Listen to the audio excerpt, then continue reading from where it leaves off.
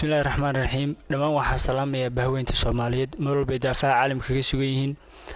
inta ka bacdi runtii waxaan rabaa inaan la wadaago faniskayga hees uu sameeyay abwaan Axmed Maxamed Nadiif ereyada laxanka basaga iskale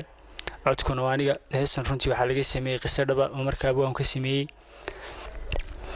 kutuubay sugan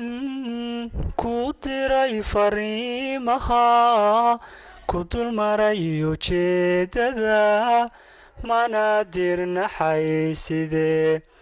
kugu daalay anigu horta dhagax tixeediyo darbi shuba miyaa tahay damiirkaagu adaga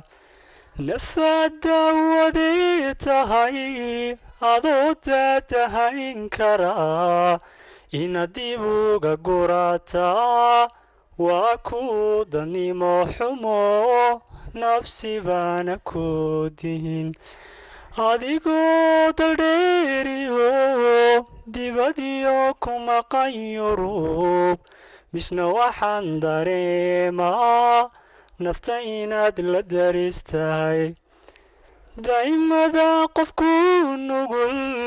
isagoon damnaha furin